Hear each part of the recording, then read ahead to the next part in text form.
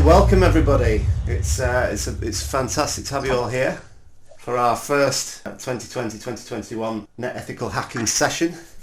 I appreciate that some of you might have commitments on a Wednesday now this year, so we're going to look into that going forward if we need to move this session to another time. This session will be recorded, so I'm recording as we speak, so we should be able to watch this back at some point as well. So let's get started. So this session is a crash course in cybersecurity with myself, Matthew Protheroe-Hill. I'm one of the co-founders of Net, which started in 2017. I've also just started a business called Sencode Cybersecurity. We're in Victoria House, we're actually on campus, we're just starting up there. I'm an ethical hacker, e-learning developer and cybersecurity consultant. And a couple of hobbies there. I've got a drone, I'm a Mavic pilot. I've not been out with it for a while lately for obvious reasons, but I love to do aerial photography. And it comes in handy for pen testing as well. I'm also a 40k fan, I love to paint models. I'm also a graduate of Teesside University. This year we just graduated, or about to graduate anyway, and we did cybersecurity and networks. Superpower there, I love content creation, so I do a little bit on YouTube and stuff like this. I'm always really into doing and creating decent content to teach other people.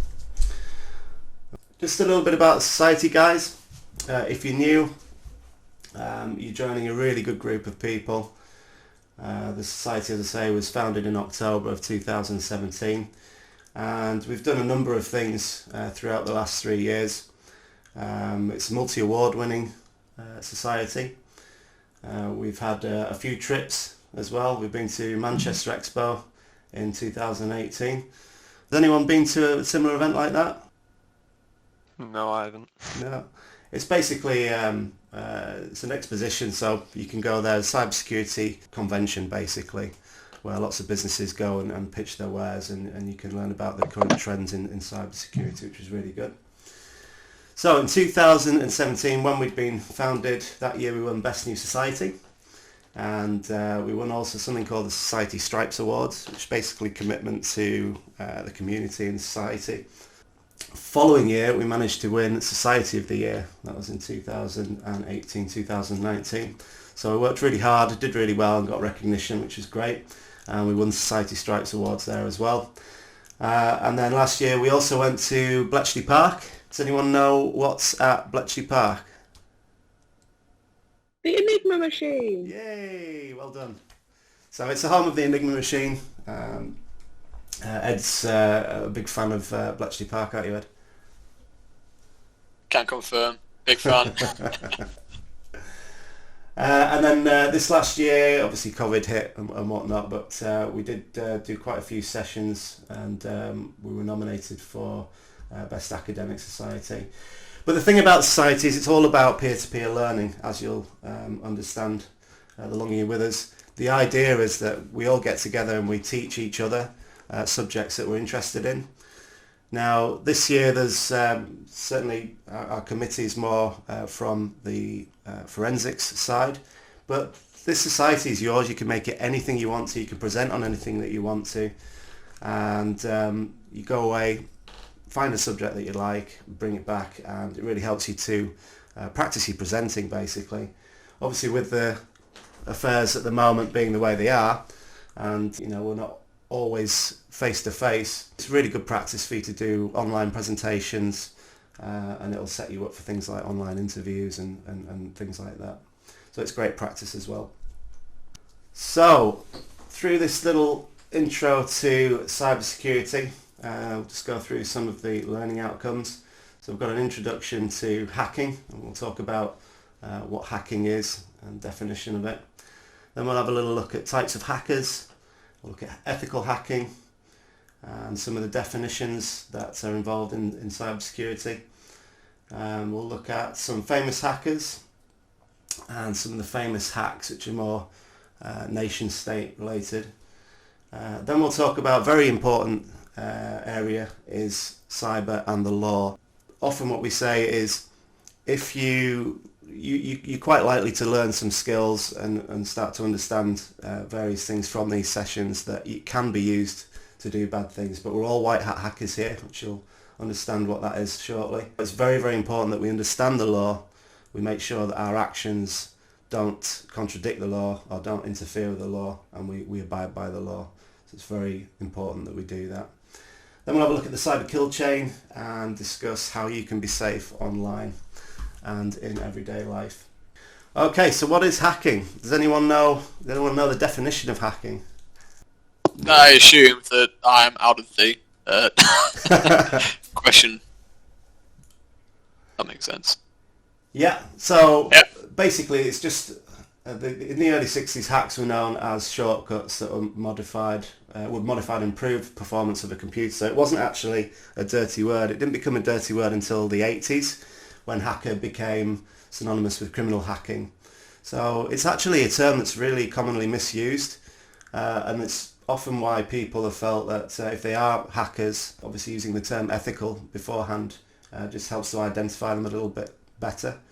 Really the correct term is cracker rather than hacker, as they're actually breaking codes and systems to do bad things. Okay, types of hackers. So just going through the hats of the hackers. I don't know if you've heard of the hats of the hackers, but you've probably heard of black hats and white hats. There's actually a few others and a few other definitions of types of hackers or hackers that have different motivations. And although we'll start with Script Kiddie, that's not exactly a hat. I've managed to find a picture of a onesie for this one. But Script Kiddies don't normally care about hacking, and they like to copy code. They just basically monkey around with bits and bobs, cause a bit of damage, create videos and whatnot to teach you how to do silly things. They don't really understand what they're doing half the time. They're often involved in really basic hacks, things like DDoSing and whatnot. So they're the sort of starting point, monkey arounders basically. So moving on, we've got blue hat. So if Script Kiddie took revenge, he or she might become a blue hat. So blue hat hackers are basically those that have had the nose out of joint, and they're a bit pissed off and they want to get revenge basically.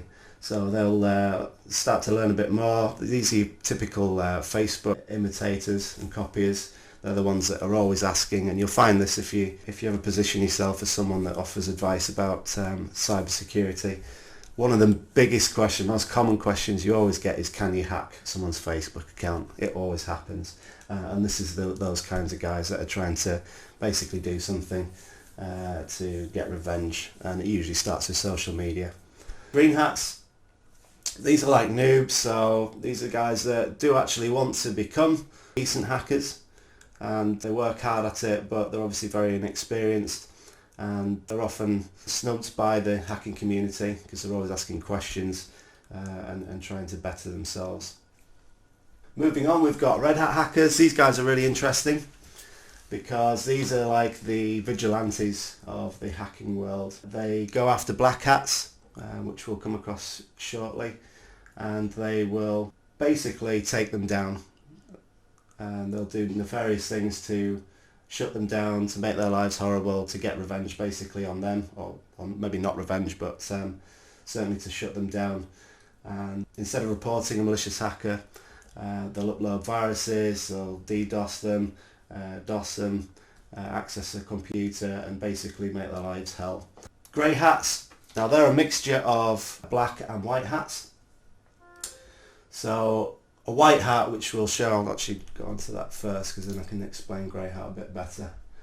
So you've got your black hat and your white hat. These are the quintessential good guys and bad guys. Does anybody know why they were described first as black hat and white hat? Where the analogy came from? No, well basically it's from old westerns. So the good cowboy always had a white hat, and the bad cowboy always had a black hat, and that's where they've got the terms being coined. So your white hat is your good guy. These are the guys like ourselves, ethical hackers. They're career hackers. They aim to predominantly help companies to improve their cybersecurity posture, and they'll do that by certainly adopting and using hacking techniques that criminals do to try and make sure that criminals can't get into that system. So they're the good guys. And black hats, of course, these are the famous ones. These are the bad guys. These are the crackers. They're basically in it to profit or for political gain or basically just being a nuisance. But it's usually profit. They'll go for credentials and information and sell it on the dark web. That's the main motivations for them.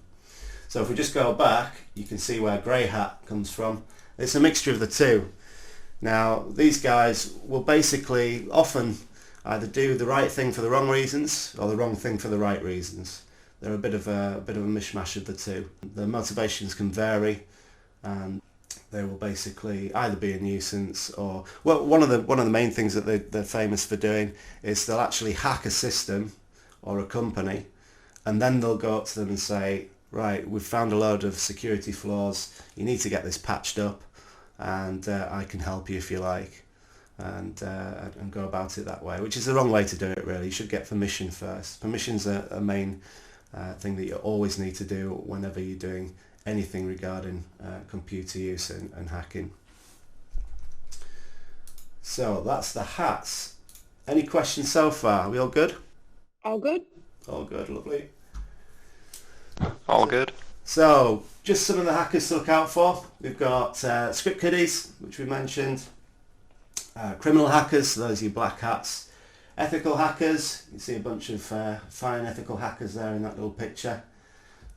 State-sponsored, so this is really where, you've maybe heard on the news an awful lot about China and Russia making huge efforts to attack other nations' infrastructure and systems, and not necessarily always other government systems. They're quite commonly found to be attacking companies, even small companies, just to be a nuisance and basically get usually an economic edge over their competitive states.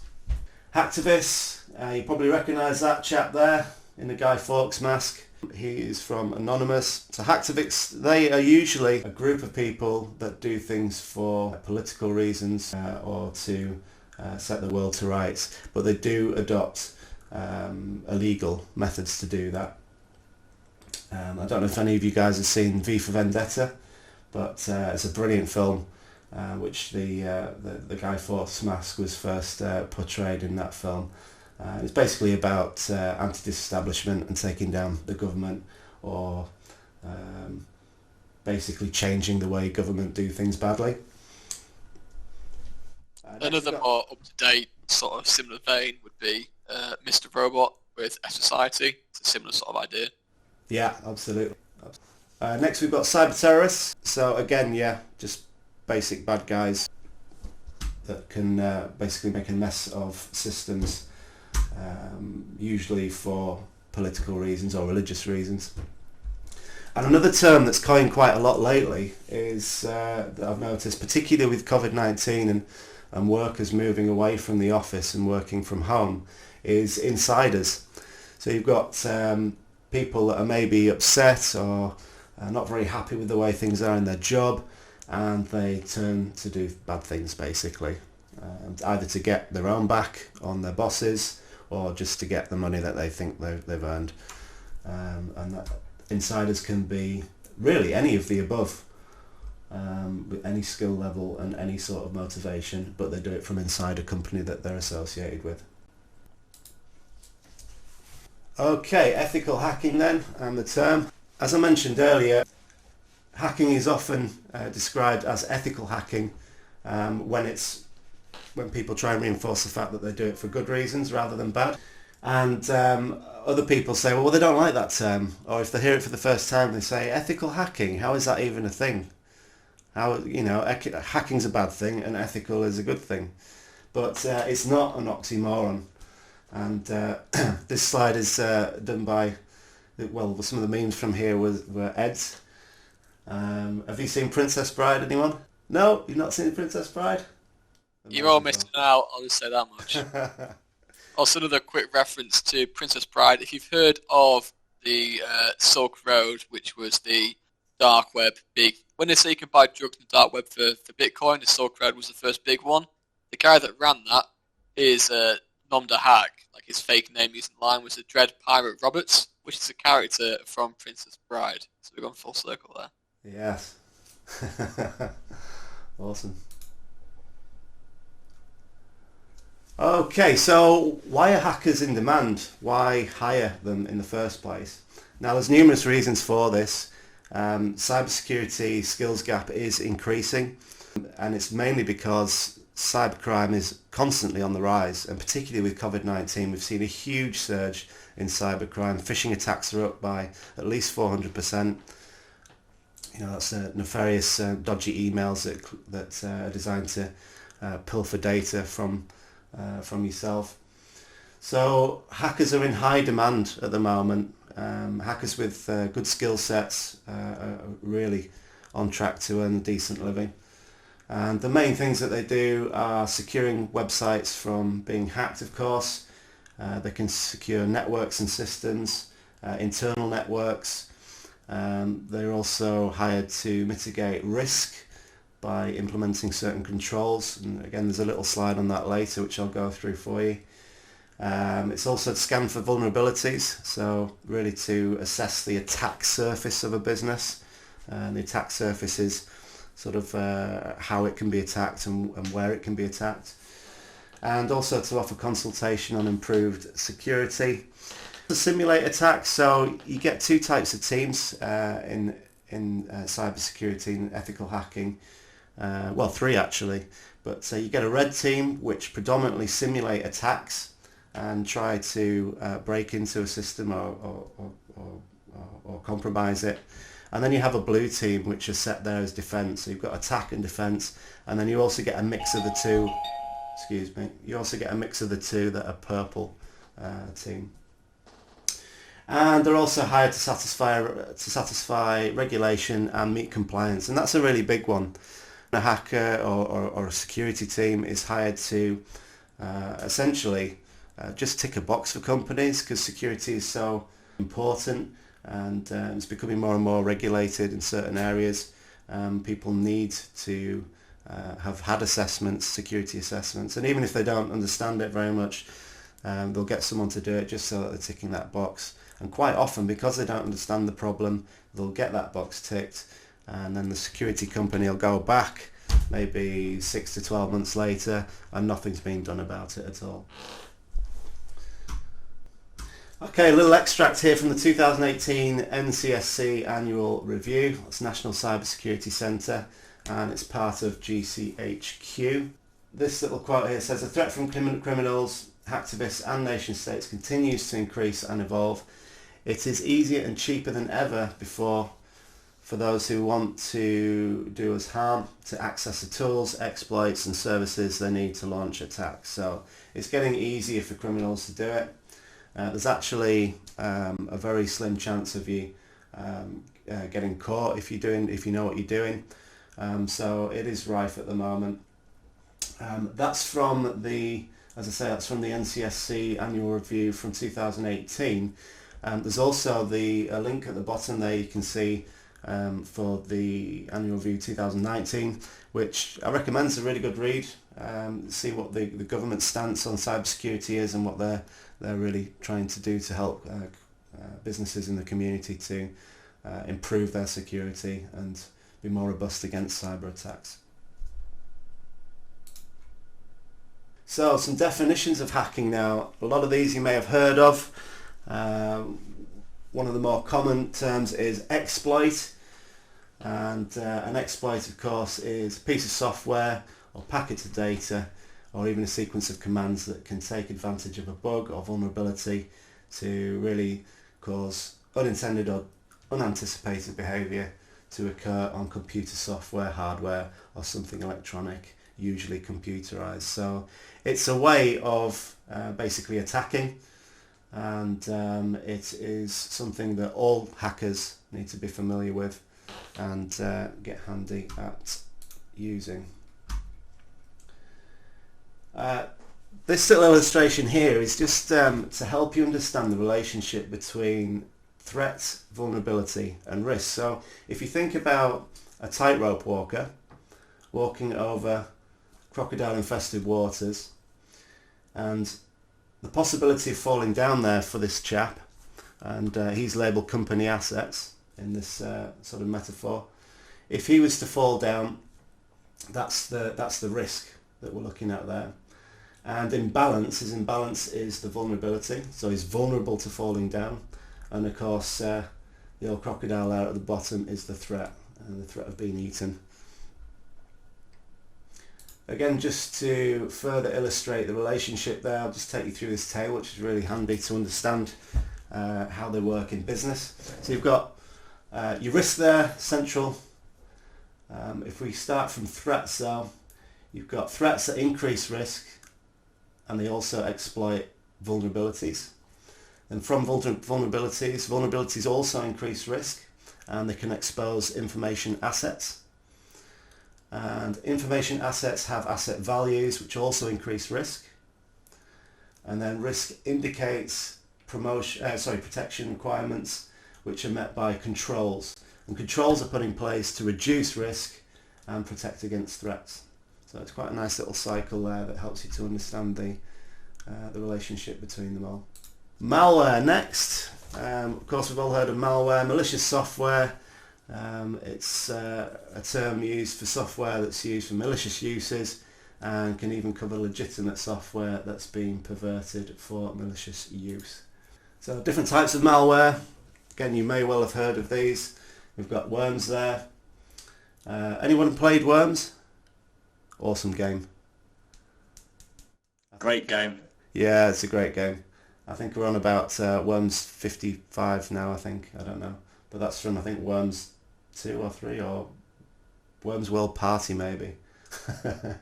Anyway, worms are self-replicating malware that will actively try and transmit themselves over a network, and standalone does not need a host, program or file to be sent, so they can just they're pretty much free to roam around and do what they want to do once they're out and about. Viruses, of course, everybody's heard of viruses and antivirus. This is malware that attaches to other programs or processes, and unlike a worm, it does require a host program, and it will spread when the infected program or document is sent to another host. Moving on, we've got Trojans. You've probably heard of Trojans as well. This is where malicious software is hidden inside a program or a document or file, and it requires user interaction. It's not self-replicating like a worm is, and it can come in the form of remote access Trojans or rats. And then bots there. Does anyone recognise that picture? What bot that is? That's the HAL 2000, right? That is correct, Edward. That is HAL from A Space Odyssey 2001. Anyone that doesn't know, check out that film. It's a great film. The computer goes rogue. He's not very friendly in the end. Spoiler alert. Often a part of a larger bot network and has automated tasks or is controlled by a command and control server. So they may have worm-like attributes to spread and can be used in larger attacks. A bit of a typo there. Ransomware. Now this is a huge problem at the moment. I don't know if you've heard, but Redcar Council recently had a ransomware attack and were held to ransom. It's a really big problem, this, because it's basically encrypted files. It encrypts all the files in a system or a network, and it demands payment for the encryption key, usually in a cryptocurrency. Sometimes it just deletes the files and gets rid of them completely without fixing any problems. Sometimes they're more advanced than others and may just hide files, and that's called lockware. But really nasty, hard to deal with, and a big problem. Rootkits. Rootkits are designed to be stealthy and hide one of the most difficult to find and most dangerous as a result. And it'll often give an attacker a high level of control in the affected device. So it'll usually mean you've got root access, unlocks many privileges, and can do a lot of damage. And phishing. Again, you've probably all heard of phishing. Spelt with a PH. This is, again, extremely common now. It's absolutely rife. The numbers of phishing attacks have gone through the roof. As you'll learn as we go through this, there's different types of phishing. But phishing on the whole is a method used by criminals to try and obtain financial or other confidential information, including usernames, passwords, but anything really, any kind of credentials or personal data that they can sell on the dark web. And they will usually do it by sending an email that looks as though it's been legit, it's by a legitimate organisation, like a bank or I don't know, another organisation, government organisation, DVLA, utility bills is a big one. You've probably all seen an Apple one flying about here and there. Amazon. They mimic all these companies as sort of bills or alerts to your account, and then as soon as you click on the link provided, it basically opens you up to having your details stolen.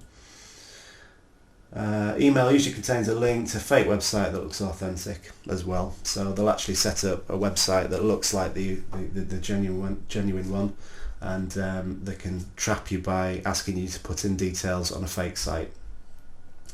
So different types of phishing. We have spear phishing and whale phishing. Now these are just, the only difference with these is they're much more specific at the target. So spear phishing will be, again, emails or some kind of communication, but it'll be targeted towards a specific individual or organisation.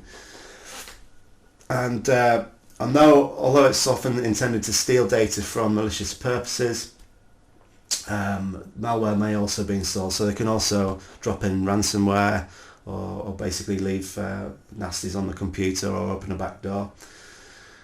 Whale phishing. Now this is again targeted phishing, but it's at a whale, if you like, or big fish. So someone that is very powerful or very wealthy, it will be specifically targeted at trapping that person and getting their details. So it's a higher profile target essentially.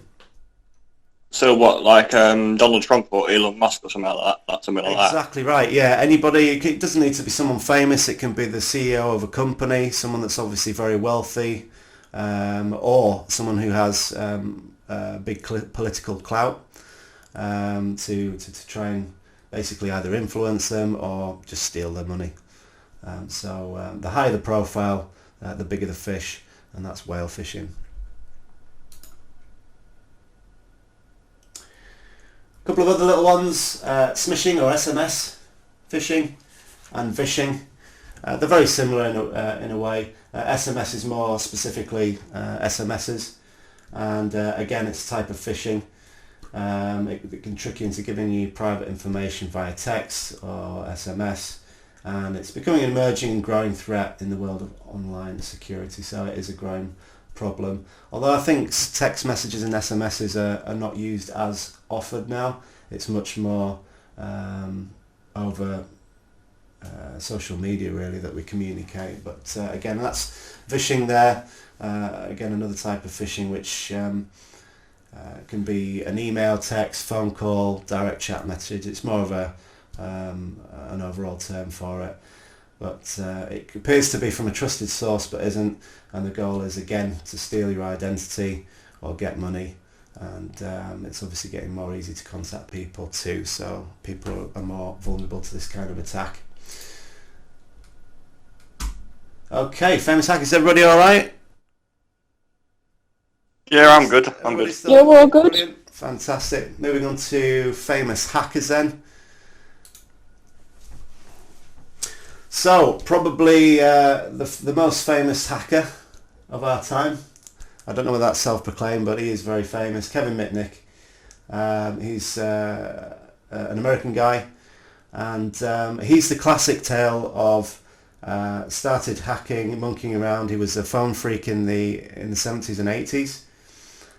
Phone Freaks was like one of the first kinds of hacks, and one of the first groups of hackers that came about, and they call themselves Phone Freaks. And what they predominantly did was they learned that by using a tone, they could play the tone down the phone on a landline and basically hack networks by doing that, manipulating the phone network to do what they wanted. So they were getting free calls to other countries, which used to be very expensive at the time. And they could even take over networks, video networks, all sorts of things like that. And they found that they could do it with a little penny whistle that you could get out of a box of cornflakes, or Frosted. I can't remember the exact cereal it was, but they were I remember that. whistles. Yeah. It was Captain Crunch. Captain Crunch, of course. Yes, that's right. So they were doing that. Very, very clever guy. He was a bit weird in the fact he wasn't very social. He got married and he used to go away to a motel on his own with his laptop and just hack all night. That was his affair. And later on, he started to get more and more bold. His profile got so high eventually from his exploits that he was America's most wanted for quite a few years, and he was even thought to be able to start a nuclear war with his abilities. So he was really considered a national security risk. And he did. Was that based on a fact or rumour though? The fact that he could start a nuclear war? It was it was paranoia that was caused from his exploits. I don't think he would have been able to do that, of course, but they were so frightened of his abilities to do the hacking that he was doing that they thought it was possible for him with certain taking over certain networks that he could start a nuclear war. Very unlikely that he could. Whether he could or not, I don't know. It was all inspired, and the hype all came from a film called War Games. I was wondering when you were going to mention that. Yeah, War Games with Matthew Broderick. So it's that kind of era. That was like the first hacking film that was created, and it became all that era became very hyped by that film. So it whips the government up into a frenzy to the point where he was public enemy number one, a massive security risk, and he ended up in jail for a while.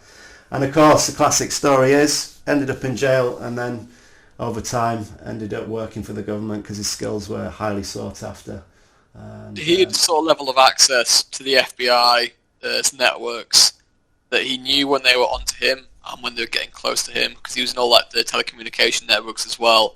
They got to the point where he was just playing with them, so he deliberately, he'd know they were on his tail, and he knew they were going to find where he would have been. So he started to leave them gifts. So he'd, clean a place out and leave, but he'd leave a box of donuts with FBI on the top, so they could get them. Or even he knew that they were following him, didn't have enough to actually take him in. So similar sort of thing. That they're coming around to bug my place. Okay, I'll leave them some donuts with FBI on the top of them. And then used to leave each other gifts like that, which I thought was quite interesting. Yeah, he's a brilliant character. He's also very similar. He reminds me of Frank Abagnale as well from the film Catch Me If You Can. That's based on a real guy as well. But he was more fraud rather than computer hacking. But again, very similar story. Got really good at doing really bad things, and then eventually gets caught, does just jail time, and then ends up working for the government. He has released 3 books, fantastic reads, by the way. Yeah. Next up we've got Anonymous. Again, you will know who these guys are unless you've been hiding under the rock for the last 10 years. Anonymous are hacktivists, a decentralized international activist or hacktivist. Oh, shut up, Alexa. Alexa's butting in. So they're a hacktivist collective.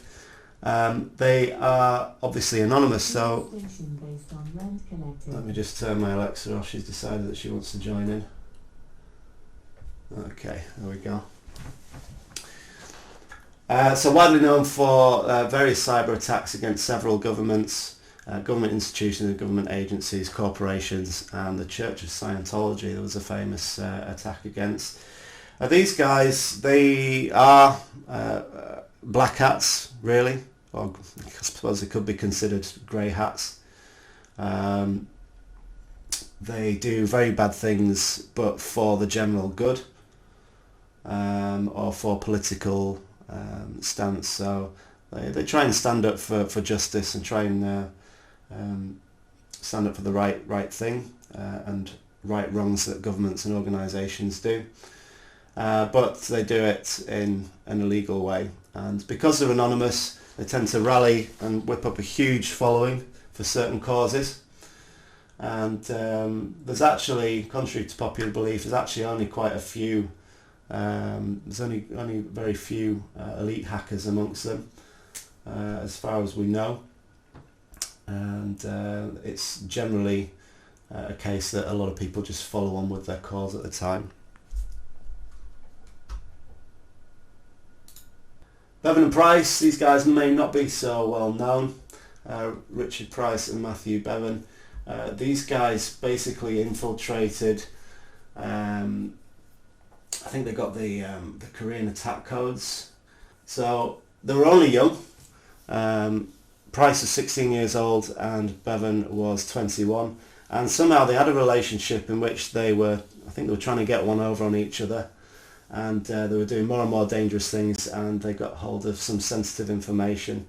They managed to get hold of US battlefield simulations and got access to a Korean Atomic Research Institute. So pretty high level stuff, but they weren't sophisticated hackers. They weren't particularly skilled. They were just quite persistent, and again it was not for any particular reason other than to get one over on each other. And again, that's quite a classic story with certain hackers. They managed to get some of the access that they did with the US military simply because one officer used his pet ferret's name Carmen instead of following protocol and using a secure password. So they managed to figure that out. That his password was Carmen after his pet ferret, and that obviously caused a massive national security risk.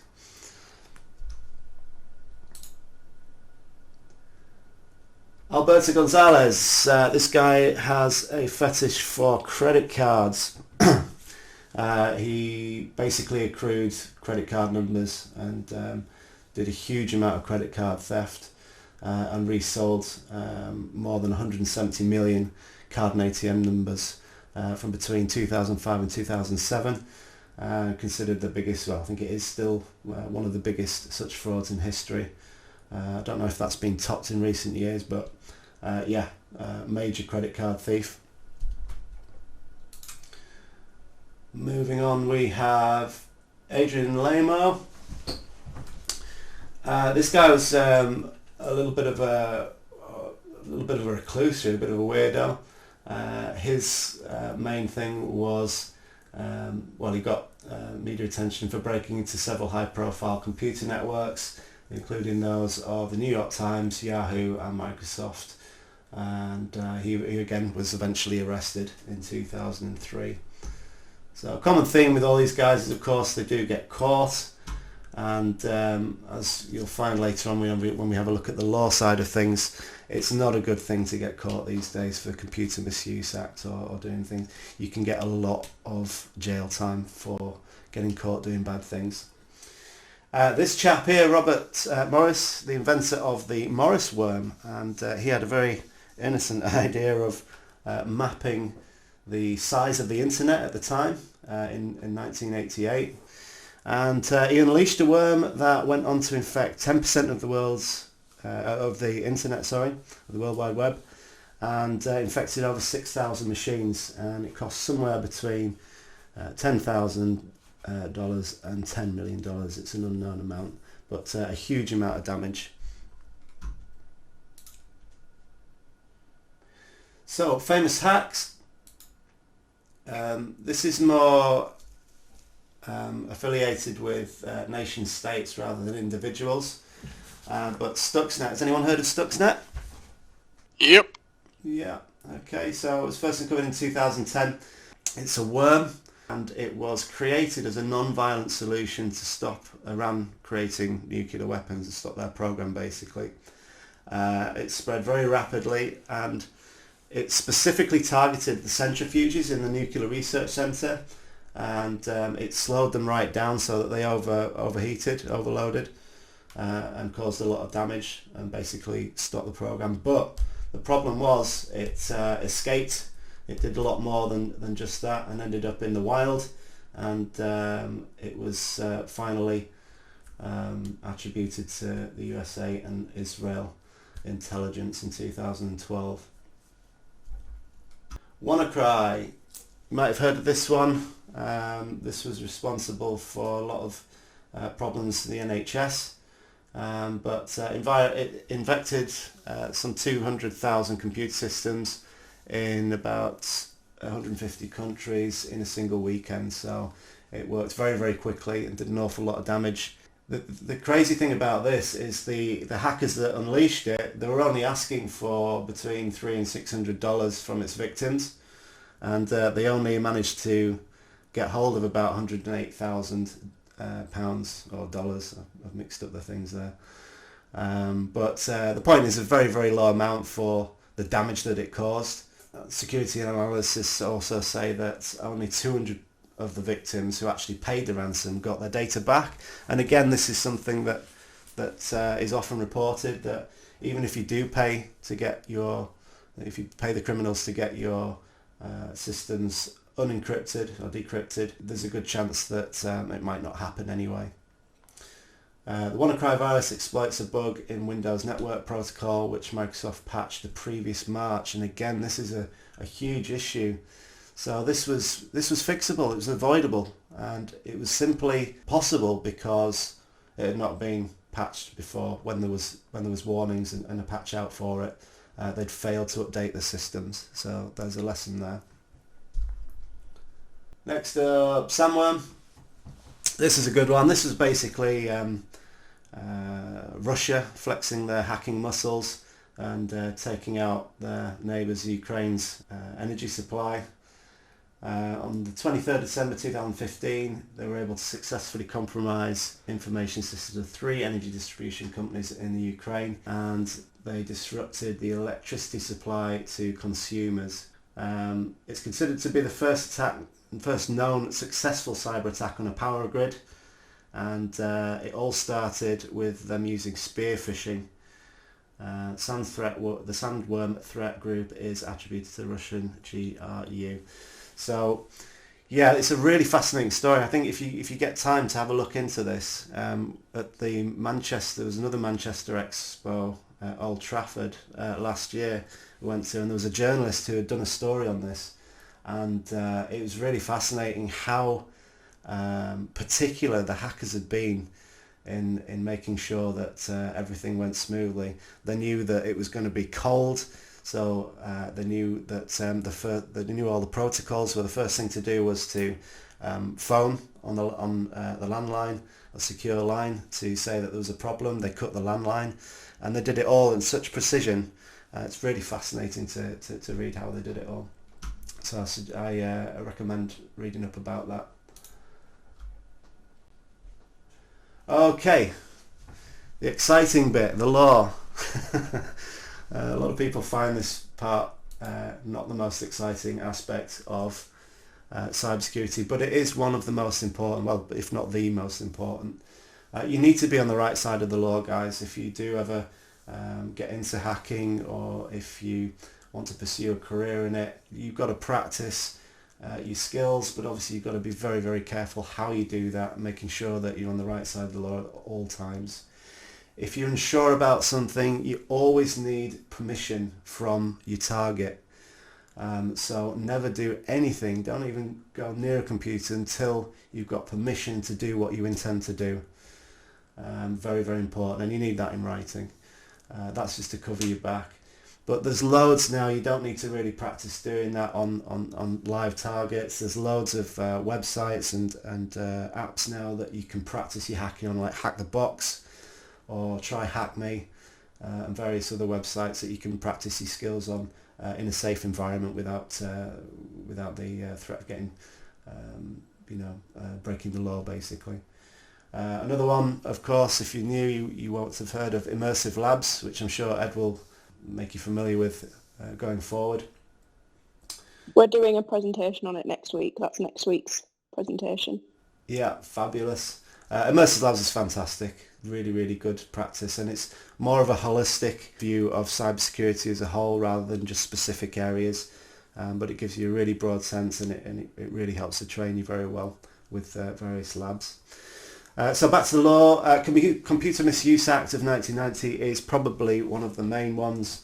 There was unauthorised access to computer material, unauthorised access with intent to commit or facilitate commission of further offences, unauthorised acts with intent to impair or with recklessness as to impairing operation of computer, etc., etc. I won't go through them all, but do make sure you're familiar with those.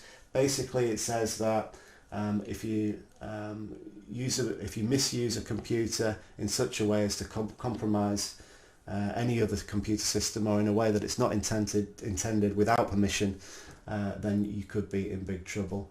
It could be 2 to 10 years if they throw the book at you. And ordinarily, it's not just one law that you need to be wary of, it's a group of laws. This is the primary law surrounding hacking, but often if you've done something really bad, they will incorporate a lot of other laws as well to complement this, to make sure that you go away for a long time. Next up, and this one's a big one from 2018, when Ed and myself had first created these slides. It just come out. It was the 25th of May 2018 that it came into force, and of course, being part of Europe, which we're not now, or not going to be, but it will still be very, very important, as we'll still be doing, still abiding by most of these rules, and our own data protection law is pretty much the same at the moment. So the GDPR basically standardised data protection laws across all 27 EU countries, and impose strict new rules on controlling and processing personally identified information, or PII. Now, any piece of data that can be used itself or by itself, or with another piece of data that can identify you, is considered to be personal data. Okay, so it's very, very important that you don't store or use anything along those lines that can identify a person without a very good reason for doing so, or their consent to do so. Okay. There are 2 tiers of administrative fines that can be levied as penalties for non-compliance. So if you get caught out, if you have a GDPR audit or a data audit, you could end up paying up to 10 million euros, or 2% of your annual global turnover as a company. Or the second one is double that, so really, really bad. 20 million euros or 4%, and it's whichever is higher. Okay. So it can be devastating, and since 2018 it has caught out a lot of companies. Google was massively, I think Google is still one of the biggest fines for data breach. But even this year, as we went into lockdown, there was stories coming out of the airlines were a big target for data breaches, and BA actually got fined £180 million for their data breach because they failed to report it in time and were deemed not looking after and not protecting people's personal data well enough. So it's a huge, huge problem if you get caught out with that. And just to skim over what it covers and what it gives, it's the right to access. So GDPR law states that you as an individual have the right to access your data. So if you think a company's got information about you don't want to have, you have the right to access that information and ask them for it, and they have to respond within a certain time. Right to erasure, you have the right to have that data deleted so that they no longer have it. Data portability, data breach notification, so there's 72 hours a company has to notify the ICO if there is a data breach. Privacy by design, again that's making sure that privacy laws are incorporated into the operations of a company. And DPOs, data protection officers, need to be appointed for a company. Okay, so every company has to have their own data protection officer appointed, someone who's in charge and responsible and accountable for making sure that people's personal data is looked after and dealt with properly. Okay, that's the boring bit out of the way. Everyone still with me? Yeah, still here. Oh, good. Thought I lost you all there. So, cyber kill chain. What is the cyber kill chain? Well, it was conceived by Lockheed Martin, and it's basically the chain of events that an attacker goes through. Each stage presents an opportunity to detect and react to an attack. Okay, I won't go through this in a lot of detail. Again, these slides will be available for you to have a look at, but it's something to be aware of. So there's those stages. It could be 7 or 8 stages depending on the company that you're talking to, but Lockheed Martin originally created this. In this case, there's 7 stages. Reconnaissance, where an attacker will explore the attack surface and look for weaknesses. Weaponization, they'll create a payload or an attack. Delivery, they'll obviously deliver that and attack. Exploit, execute codes on the victim system. Installation, command and control, and actions. So that's the basic chain of how they operate. Okay, this next section is really some advice, the majority of which has been taken from NTSC and government website. It's pretty much up to date. I did just adapt it from the slides from the last 2 years, but it's still relevant information now, and I do recommend you pop over to government website just to familiarise yourself with these bits of information. Bits of advice. Avoid phishing at all costs. There are many ways of finding out what constitutes a good phishing attack. There's little tests and online examples that you can find of good and bad phishing attacks, but most of us are able to spot a phishing attack quite well. In immersive labs, one of the labs is spotting phishing attacks, so you'll be able to practice that there and learn about what makes a good one, what makes a bad one, and why they are the way they are. Some phishing attacks, some phishing emails are deliberately badly spelt on purpose, because they think that if you are unable to spot the phishing attack, then you're more likely to fall for the exploits later on and give up your details later down the line, which again is very, very sneaky. As I say, you'll learn about that in immersive labs. Again, this is more from a employer's point of view, so it's advice for employers, but it's handy to know yourselves. Later down the line, even if you're an employee or if you start your own business. Ensure that staff don't browse web or check emails from an account with administrative privileges. Scan for malware all the time. Don't punish your staff if they get caught out. You really need to build a culture of working together and being aware of it.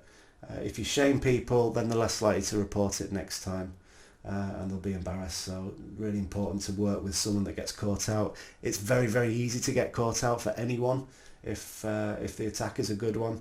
So it's very important to really make sure that we're not shaming people for that. Check for signs of phishings. Poor spelling and grammar is a big giveaway. As I say, sometimes it's deliberate, sometimes it's not, but often it can be. It can be deliberate to get you through to the next phase if you're not likely to catch that.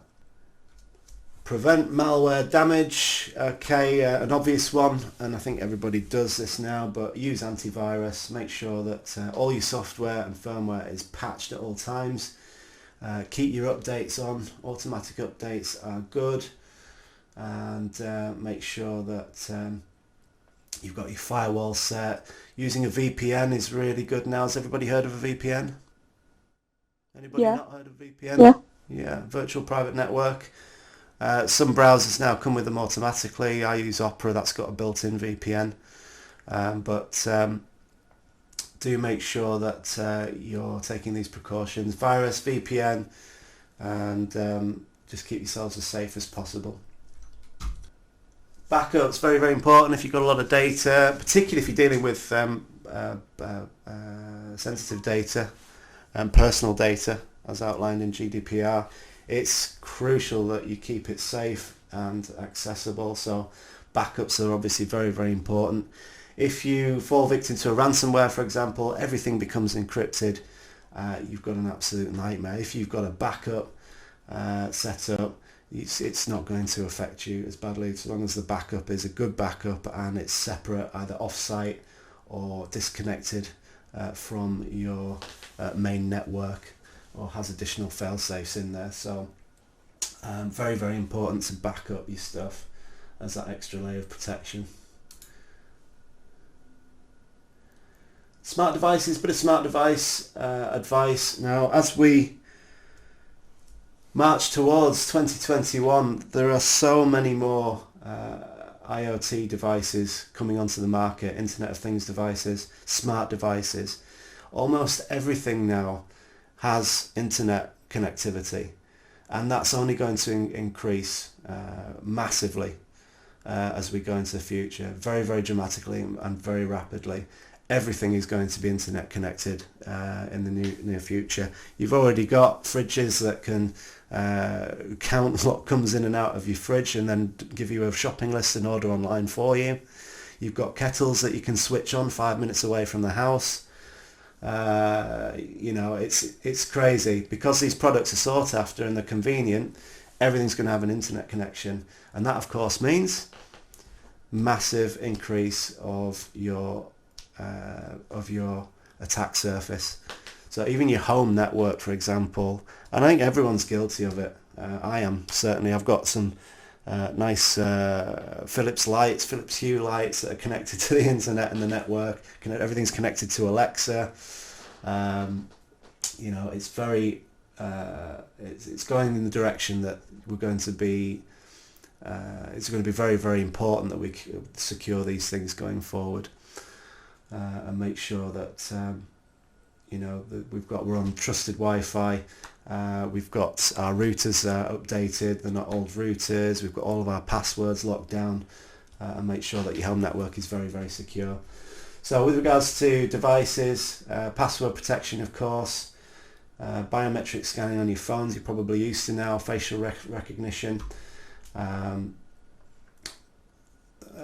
If there's sensitive data, don't use public Wi-Fi, and then, as I mentioned before, VPN, or use 4G or 5G when you're out and about. And if your device is no longer supported by its manufacturer, probably time to get it upgraded or get a new one. Another thing you can do for IoT devices, like say your smart fridge, which it's a Chinese knockoff or something stupid like that you don't particularly trust. As Matt said, it could be a way into your network, and once you're in your network, you can move around and things trust each other in your home network. And one thing you can do is segregate those. So, put on a separate network within your own network, a subnet which is isolated. And there's lots of easy and quick ways you can do that, but that's one of the most effective ways you can. Some routers even have built-in their admin settings to set up what they call like a guest network. People to join, and you can put your IoT devices in there. So if one does get compromised, all they can do is move to other IoT things and actually leave alone the things that you care about the most. Yeah, brilliant. Thanks, Ed. Moving on to password managers. Again, it's a great thing to do. It's really easy to be guilty of this as well. We've grown up we've developed over the last few years just a certain method of creating passwords that's constantly leaving us insecure. So originally we were taught that it has to be a certain amount of characters long, it needs to include a number, then it needed to include a symbol, capitals and lowercase, and we've inadvertently been training ourselves to create really predictable and crackable passwords over a length of time. So one solution to this, and it's a really good solution, I use LastPass personally. There are other password managers out there, but it's really, really good to get a password manager like LastPass. It will create random and secure passwords that are many, many characters long. You can test what the funny thing is with it. You can test how long a password you can make for certain websites, which is quite fun. but it needs to be no less than 12 or 16 characters long to be secure. Machines are getting so powerful now at cracking hashes. GPUs that people use now that are out in the market are so powerful that anything less than 12 characters can be cracked pretty quickly if there's enough GPU power pointed at it. So it's very, very important to make sure that and a password manager will do this for you. You can set the criteria of the criteria of how it creates passwords for you. Every one of them's different. Never reuse passwords at all. If one password is compromised, that means they've got access to all the other areas as well. Always use different passwords. We'll basically store all of your passwords for you, so it's one convenient access point to every site in your vault base. Okay, so it's really convenient rather than having to remember passwords and having to change them all the time. LastPass or another password manager will do it for you. And they use really good encryption to keep them safe as well. So it basically out hackers or even software that's designed to crack passwords. And it also eliminates the possibility of dictionary attacks as well. Now, a dictionary attack basically uses the predictability of humans to identify what they're likely to have as passwords. And it will use a certain set of criteria like, right, you've used a 6-letter word starting with a capital, ending with a number, which is what most of us have or have had in the past. And it will use that set of criteria to attack and try and crack your passwords. And then all you need to do is make sure that you have one absolutely amazing master password with a strong hash function. So you only need to know one password to access all of your passwords with a password manager. I highly recommend that you do this. It's a bit of a chew if you like me. I did it fairly recently actually. Got on board with it, and it takes quite a while to get done, but once it's done, it's so convenient and it's so secure. So a few password don'ts, which I may have already mentioned in the last slide, but don't store your passwords in plain text on your device. That's a no-brainer. Don't use your username, real name, birthday or phone number. Again, these are quite, it's common sense basically. Don't use any easily identifiable information in your passwords, anything associated with you, like your birthday, like your PIN number for example, or a particular number that you use for everything. Don't use an easy keyboard combination. This is very popular as well. Again, being humans, we like convenience, so rather than having to remember a password, we just do a pattern on the keyboard. So ABCD, QWERTY, or QAZ, or 1, 2, 3, 4, 5, 6, 7, etc. Again, avoid doing that because those sorts of patterns are also in hackers' dictionary attacks. Don't write down your passwords. Yeah, I mean, if it's in a really safe place and it's your home network, I don't have an issue with that. Probably not a good idea, but if you know it's safe, use your discretion there. Certainly don't have it on you wandering around campus. That just leaves it open to be lost, and etc. But if you've got a safe, I don't see the problem with that. Don't reuse passwords across sites, as I mentioned earlier.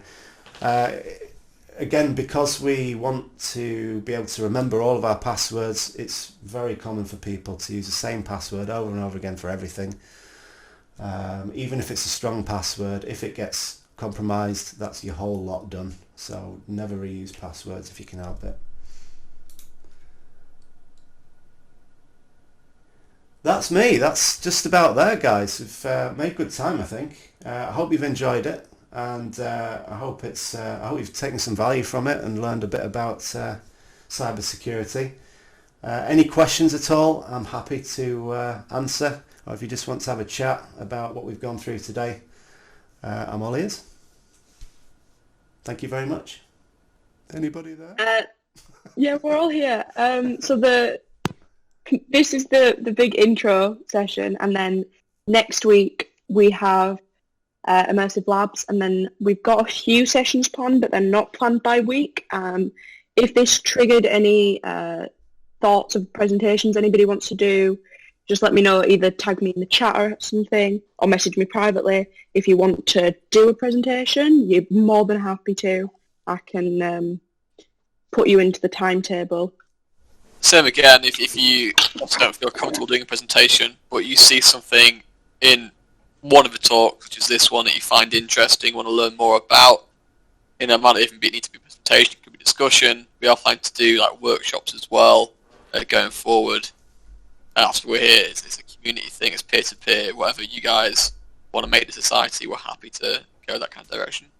Yeah, exactly. So obviously next week is Immersive Labs, so if you all want to start creating an account, and then obviously we signed up to do the Unicode competition, which hasn't officially started yet, but will be starting soon. And any information I get, I will just pass straight on to you guys. But we all need to create an account, and it's a coding competition. But there is like an academy on there as part of their website to teach you how to code, so that's a good way to learn if you want to use that. Again, we'll also be running competitions internally in the society throughout the year. So Immersive Labs, those that are not familiar, it's a bunch of labs that you can do online, and you gain points for what you do and complete. So I know previously Matt was running like a leaderboard for the society, so we'll be taking points from there, depending how the Unicode, whatever was it? I forget what it's called. Unicode. Unicode. Depending how that works, there could be points involved there. I'm going to be putting out some cipher challenges and capture the flags for people to do and work together through. More points, and there will be prizes throughout the year as well for paid members. Superb. I would also like to give Matt a nice little round of applause. Thank you. Great. I very much enjoyed it. I would applause, but my mic won't pick up my applause. I'm enjoying the use of Canva for one thing. That's for sure. Very interesting. Oh yeah, no, all the presentations from now on are going to look so rubbish. It's going to be standard PowerPoints, and then this is just on here. I can tell you, just get on Canva. It's really easy to use. It's so much better than PowerPoint. You can even, once you've made it on Canva, you can transfer it to you can download it as a PowerPoint. It's just much better, easier. You can upload your own art and stuff and take pictures off the internet. It's dead easy. Cool. If you're interested, if you want a little tutorial on that, I can give you one at some point. I really don't mind. But yeah, thank you very much. It's been a pleasure. One thing I will add, actually, in terms of interesting cyber stories, one that I remembered during that talk happened on my birthday last year, so I remembered it, is that it was the first ever occasion of a kinetic response to a cyber attack. So Hamas, which is depending on how you define it, is a terrorist organisation, and they were doing a cyber attack against Israel. And the Israeli Defense Forces were like, this isn't good, we don't enjoy this. So while the cyber attack was going on, they set an airstrike into the building where the attack was coming from. So it was literally, someone's currently hacking us, and they bombed them in response. So there's an escalation, and it being a real threat. It's not just all online. It's like Matt said, taking off power grids can affect lives and kill people. So Israel's taking no prisoners when it comes to hackers. That was quite interesting. I'll put a link to a story in the chat, I think. Cool. Couple of books to recommend if you're interested. Ed, you gave me a book. I've never forgotten it. It's very good. Data and Goliath. Bruce Schneier, very good book. He writes a lot of, it's not the word, layman's not the word, but very easily digestible books around technical concepts. So Data and Goliath is about big data and how it can be abused and how it can be good, but mainly about how it can be used for surveillance and how corporations are basically owning us by our data. There's a few other good ones as well. As you've read those, is Click Here to Kill Everybody, and that's again to do with cyber attacks and vulnerabilities. And some more technical ones like Secrets and Lies. And there's another good one I forgot the name of. Fantastic. And also Kevin Mitnick's books as well. He's got one which is like a story about how he did everything. I forgot what it's called. I think it's Ghost in the Wire, or In the Wire, something like that. He's got The Art of Deception, which is his book on social engineering. So it's lots of examples and case studies on how he did certain things. So social engineering, for those who don't know, a social engineer is effectively a professional con man. That's making phishing emails, calling people up, exploiting human psychology and behaviour to get what you want, which is a big part of hacking as well, and cybersecurity, because end of the day, protect all your machines, but if you can get and exploit the person who sat in the chair at the keyboard, that could be even easier to get in. She's got a few books, and also The Art of Becoming Invisible, it's called. The Art of Invisibility. That's the one. Yes, it's a full book on how to go off the grid, which is fantastic in terms of cyber, how to do things securely but untraceably. Is, depending on your own personal profile, could be useful or a bit too much. I find it interesting. Yeah, he's got some superpowers, that guy. He's very, Absolutely. very good. Any other books you recommend, Matt, top of your head? Just having to think now. Those were the main ones I just wanted to bring up for Nat, really.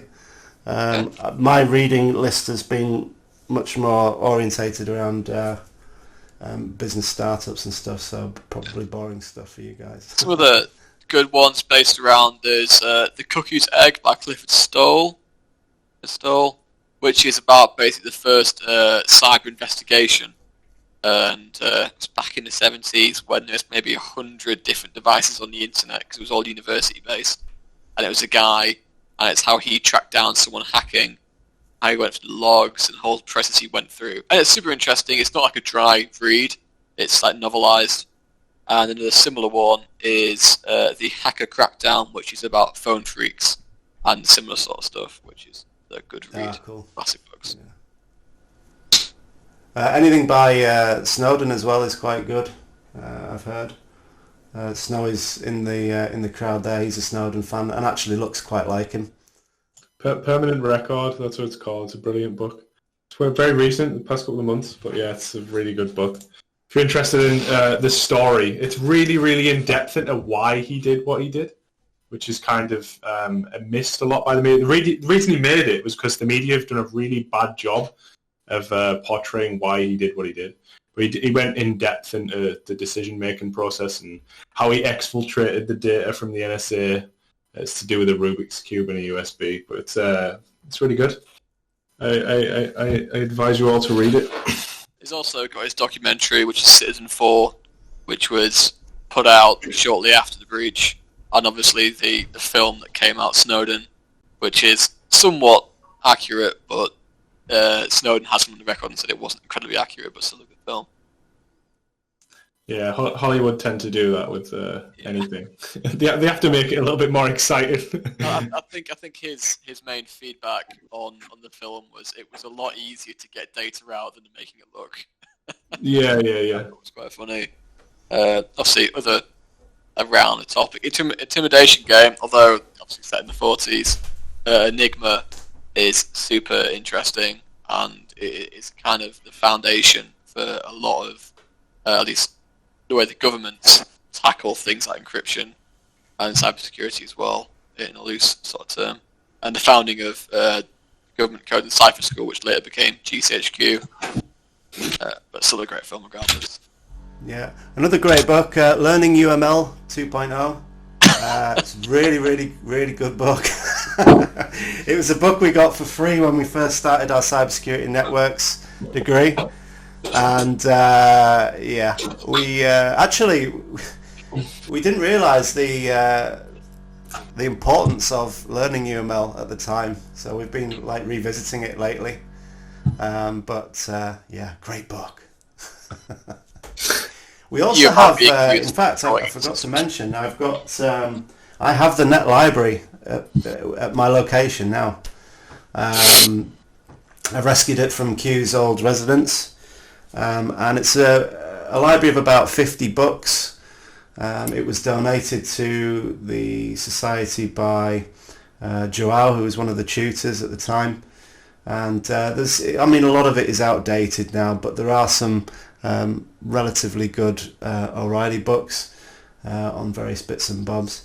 But it is for use for the society. If you want to have a look at it at any point, I will at some point get it back to campus, where I think there's a storage room that can be that can be stored in. So I have a list of the books that are on it. If you just want to browse what's in the library, I will make that available to you. I think it's in the G Drive, Ed, somewhere. Yep. So we can get that out. Also, with regards to that, if anyone has any books that they want to donate to it, please feel free. If they've got some old books that they don't want anymore, please feel free to donate. There are also some strange ones in there that are not really related to cybersecurity or hacking in any way. There's some medical books in there as well, but do have a look. There might be something in there that's interesting for you. Cool. Fantastic. Cheers for that, Matt. Good talk again, as always. No problem. Absolute pleasure. If you've got any questions, guys, I'll be around anyway for the rest of the day. You can get me in Discord or through any of the normal channels. But I'm really excited for this year. I think it's going to be a great year with the new committee. I'm much more. For those of you who don't know, I was chair last year, but I'll be in the background if you guys need anything at all. I should be able to pop and see you at some point. If we do get a more face-to-face setup going, I'll pop and see you guys and meet you in person if I can. Cool. Awesome. So I think that concludes today, guys. Like Matt said, I'll be knocking about on Discord for a while after this, and in the evening I've not got much going on other than chilling on Discord anyway, so if you hear anything, feel free, give us a message or hop in one of the voice chats and we'll get notified. Well, one other thing, Ed, do we know what, is there any kind of funding available for societies this year? Do we know yet? Well, we've got our society training on Friday, yes, of course, yeah. So you'll know after that. Okay, yeah. Cool. Membership as well for paying and joining should go live Friday afternoon or Monday if things go to plan. Yeah, is that still a $5 a year? Yeah, $5 a year for the subs. You get access to all our resources on here, talks, competitions. If we do any trips or sponsor conferences, that'll be part of the membership, and we'll start doing, depending on how we want to tackle it, membership required for some of the presentations as well. So that'll be managed through roles on Discord as well. Do let me know if there's a wine and cheese night, sir. Oh yes, rather. Every hacker's daily session, wine and cheese, of course. Okay, guys, been awesome. Thanks very much for listening. I'm going to sign off now. I'm going to unrecord this. Not unrecord it, stop recording, and I'll make it available to you as well. And for anyone that missed it today, I'll put it somewhere that you can catch it with, probably on the YouTube channel after a bit of editing. But thanks again, guys. Great to see you all here today. I'll catch you later.